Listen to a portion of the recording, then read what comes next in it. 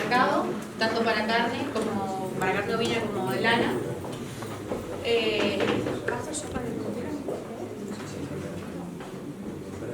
Bueno, en cuanto al mercado lanero vamos a ver un poco la situación a nivel internacional, ver qué pasó con el indicador de mercados del este, después ver cómo evolucionó para cada tipo de lana, centrarnos un poquito en la situación actual de las lanas finas y ver qué oportunidades pueden surgir a futuro.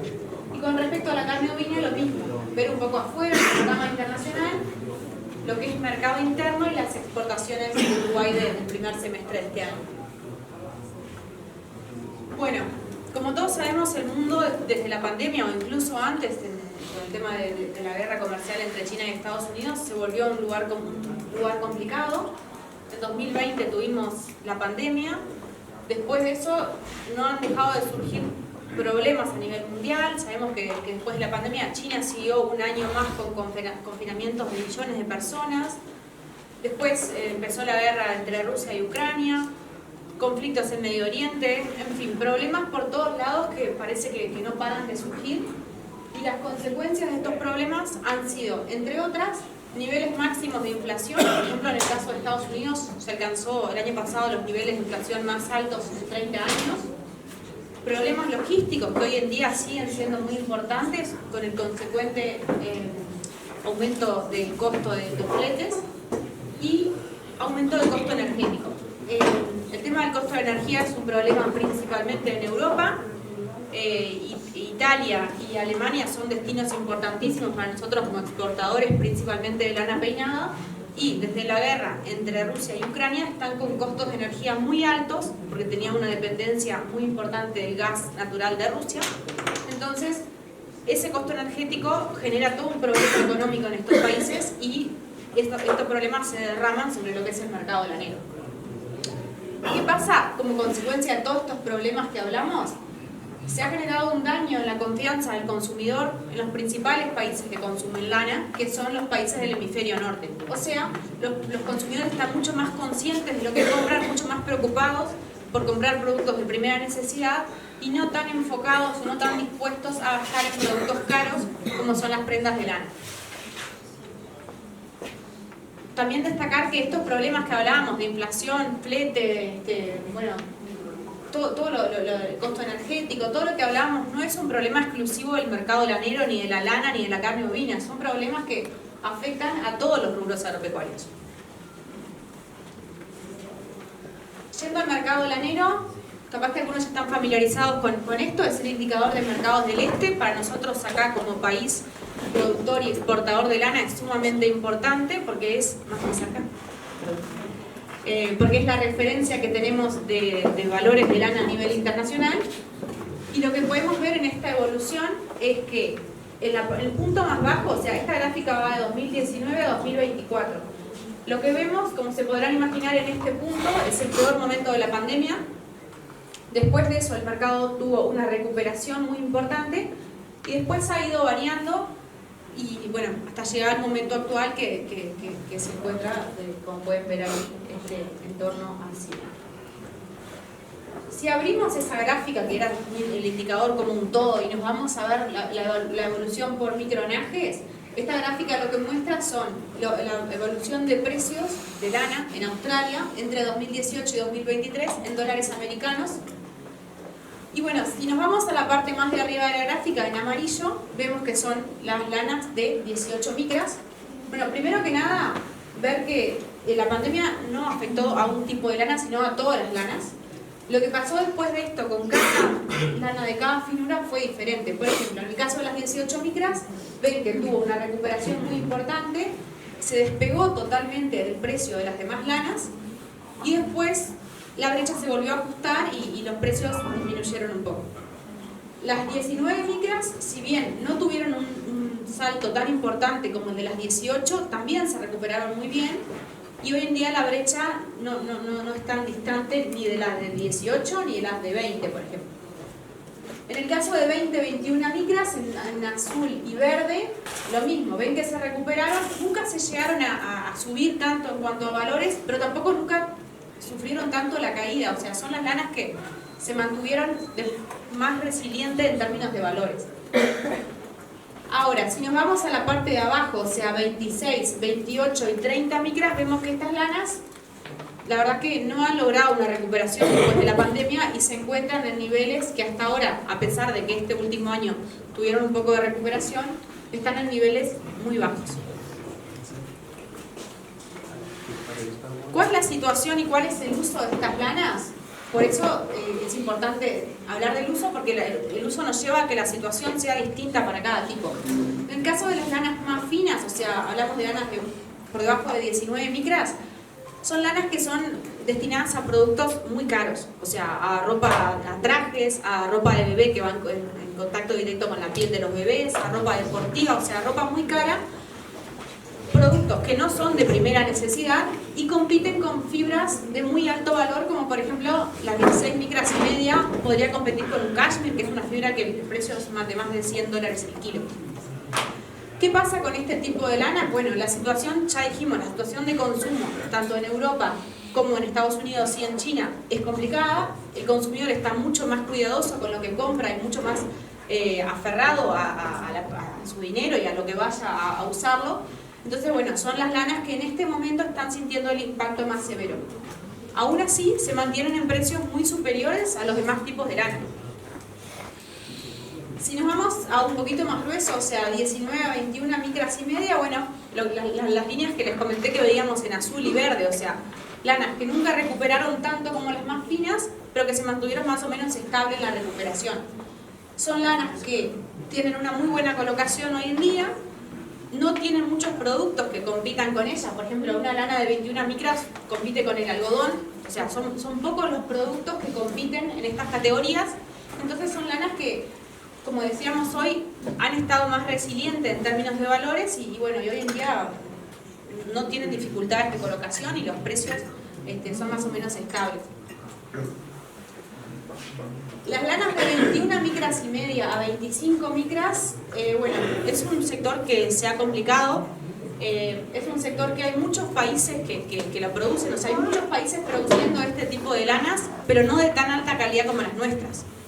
Uruguay produce en este tipo de lanas excelente calidad, pero lo que nos dicen los exportadores hoy en día es que ganamos en calidad pero perdemos en precio, porque hay muchos países que las producen, países donde se le paga subsidio a los productores y bueno, y el producto final, como puede ser por ejemplo, una de las cosas a los que se destinan estas lanas es a medios. Entonces nadie está dispuesto hoy en día a pagar demasiado por una media y esas lanas que produce, por ejemplo Perú produce mucho de este tipo de lanas, se colocan a mucho menos precio y bueno, ganamos en calidad en el mercado internacional, pero quedamos afuera por un tema de precios y bueno, por eso hay bastante... O sea, la demanda, según nos dicen los exportadores, es puntual, son pedidos puntuales, pero no están con una comercialización tan fluida.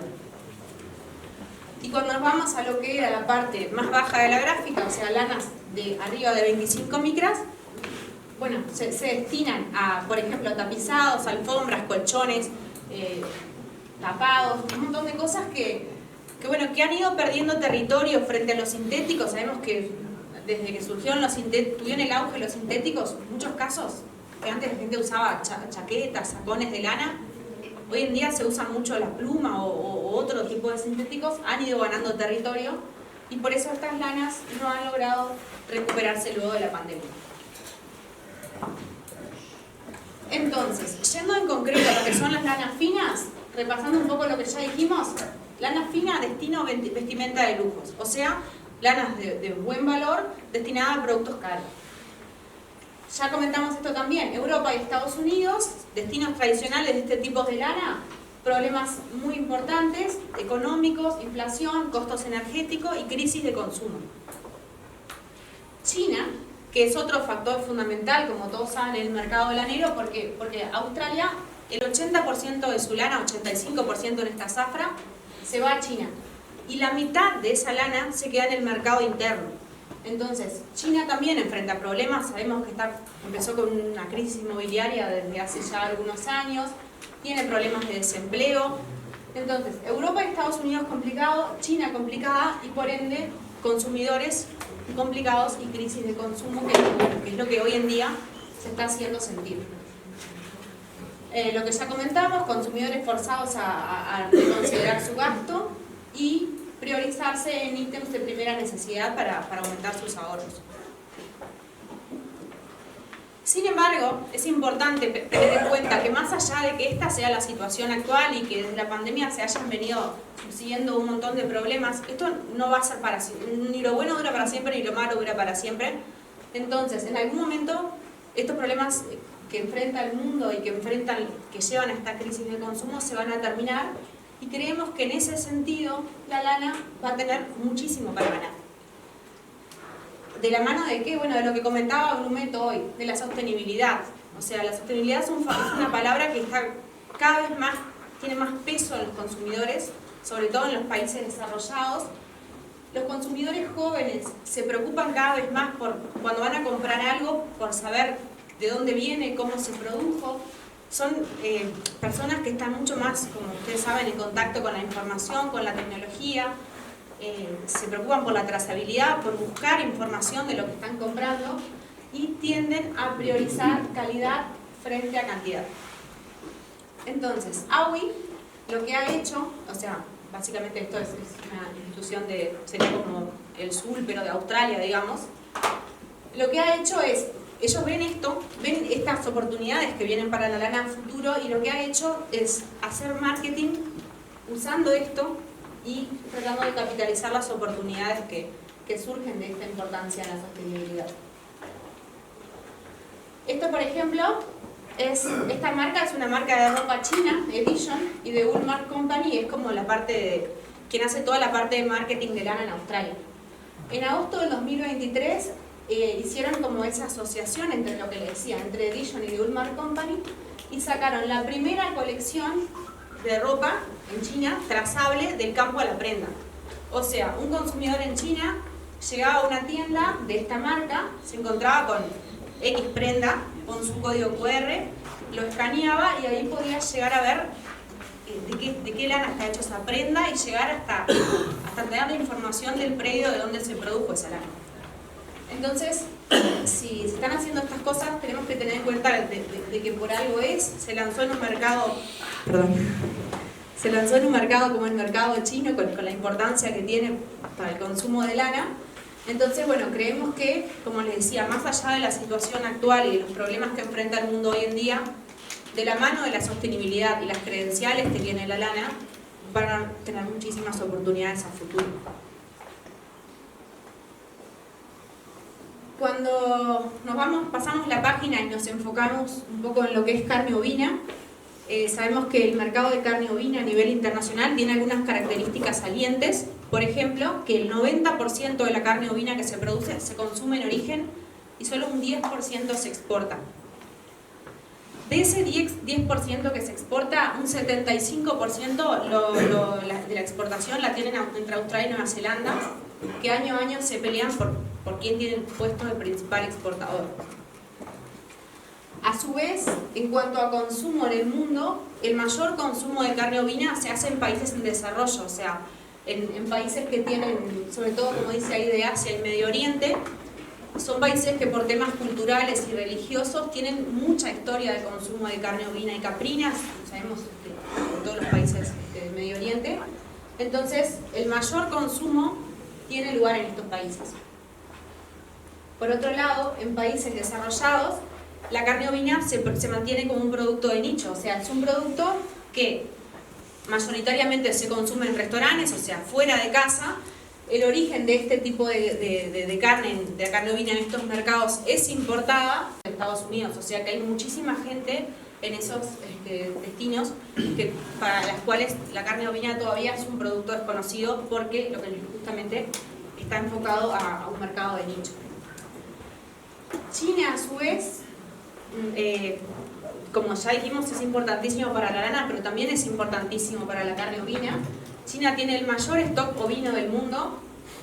Si pensamos que el stock ovino en Uruguay anda en torno a los 5.900.000 cabezas y en Australia en torno a 75 millones, piensen que el stock ovino de China en 2023 superó los 300 millones de cabezas.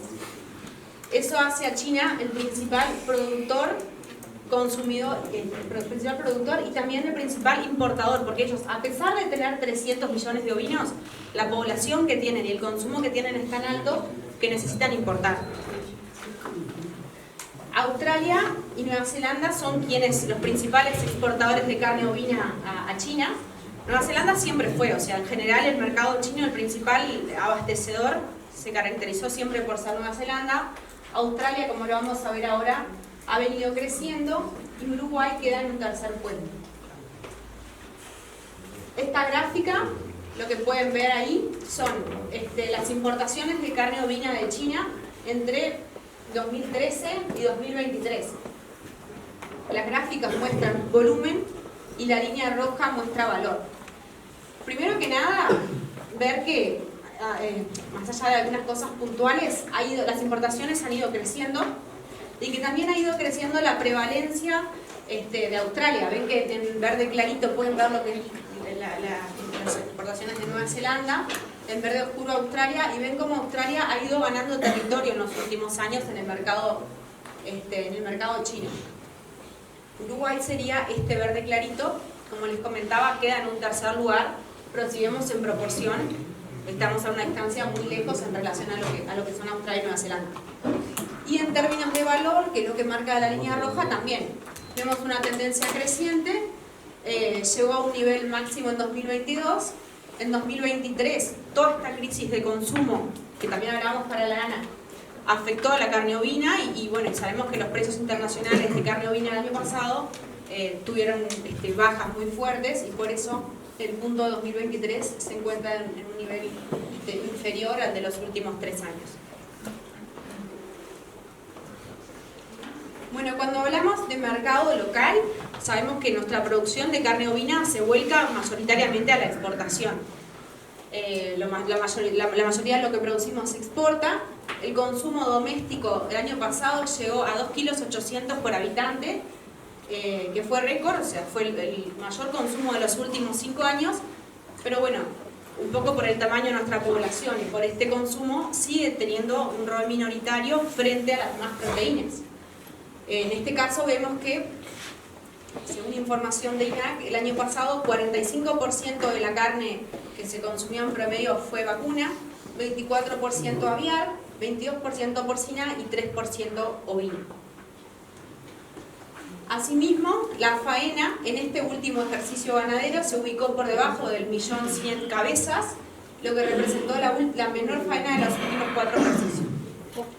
Y a nivel de exportaciones, ahora vamos a ver una gráfica, pero en estos 6 meses Brasil fue nuestro principal mercado de exportación, o sea, tradicionalmente Brasil siempre fue el principal mercado para la carne ovina uruguaya. Después China irrumpió llevándose todo y como un destino muy importante para la exportación de carcasas. Y bueno, y ahora con esto que hablábamos de la crisis que enfrenta China y con la situación de baja en los precios, desde el año pasado se viene revirtiendo la tendencia y en estos 6 meses Brasil representó 36% del valor exportado de carne ovina y creció 25% con respecto al primer semestre del año pasado, y China bajó 77% sus importaciones de carne ovina de Uruguay y quedó en segundo lugar con 22% del valor. Otro factor a destacar de estos primeros 6 meses es la irrupción de lo que son países de Medio Oriente como destinos de exportación de carne ovina uruguaya. En estos 6 meses, los países de Medio Oriente, cuando hablamos de estos países hablamos de Omán, Arabia Saudita, Emiratos Árabes, toda una serie de países, representaron 30% del valor exportado en este primer semestre, creció a más del doble con respecto al año pasado. Y bueno, y es lo que veíamos a principio de la presentación, son países que tienen historia, que tienen muy irrigado en su cultura lo que es el consumo de carne ovina, y bueno, y Uruguay como país está trabajando mucho para fomentar las exportaciones y bueno, con el consecuente crecimiento de ese 110% en el interanual. Estas gráficas, como pueden ver, muestra, los dos son de INAC, consumo de carne ovina, lo que comentábamos, 2,8 kilos por persona, mayor nivel desde 2018. Pero cuando lo comparamos con otras carnes, miren lo que representa frente a lo que es carne bovina, aviar y porcina. Estos son los principales destinos de exportación de este primer semestre, lo que ya comentábamos, o sea, primero que Brasil, cómo aumentó, o sea, se exportaron carne ovina correspondiente a casi 13 millones de dólares, que el año pasado en esta misma época habían sido 10 millones. China pasó de casi 34 millones a no llegar a los 8 millones de dólares, y los países estos que hablábamos de Medio Oriente pasaron de cerca de 7 millones a más de 10 millones de dólares. Esta gráfica, este mapa, lo sacamos de una publicación de Australia. Es importante tener en cuenta que en estos datos de consumo se incluye carne ovina y caprina, no diferencia entre carne ovina y caprina. Pero más allá de eso, miren lo que es el consumo de carne per cápita en estos países que hablábamos hoy. O sea, esto es consumo per cápita por año. Y miren lo que cuando lo comparamos con lo que son los números de Uruguay o de cualquier otro país, incluso Australia, que se considera un gran consumidor de carne ovina, consumen un poco más de 6 kilos por persona. Miren lo que es comparado con estos países. Esto es Emiratos Árabes. Entonces, como conclusiones, ¿qué podríamos decir? Que las lanas finas, de las cuales ya hablamos que se destinan a vestimenta y a productos caros, van a tener grandes oportunidades a futuro de la mano de lo que es sostenibilidad. Que en el caso de las lanas medias y gruesas, sabemos que están en niveles hoy en día muy bajos, y eso las hace competitivos frente a los sintéticos, porque bueno, a ese nivel podemos esperar mayor demanda. Vemos que las exportaciones hoy en día de ese tipo de lanas han crecido, pero bueno, los precios sin dudas no son los que desearíamos. Y en cuanto a la carne ovina, Brasil reposicionado como nuestro mercado más importante. China, sin duda, en algún momento va a pasar esta crisis y va a volver a ser lo que era, o sea, va a volver a ser un destino importante o recuperar por lo menos ese valor para la carne ovina. Y Medio Oriente se presenta, como ya vimos, para nuestro país como el gran sobresaliente y con muchísimas oportunidades a futuro, por eso que hablábamos, o sea, por una población creciente en números, en economía, en turismo, y que bueno, y que vemos que Uruguay está trabajando mucho en esto y sin dudas va a seguir aumentando su relevancia y trayendo oportunidades. Bueno, vamos a la torta.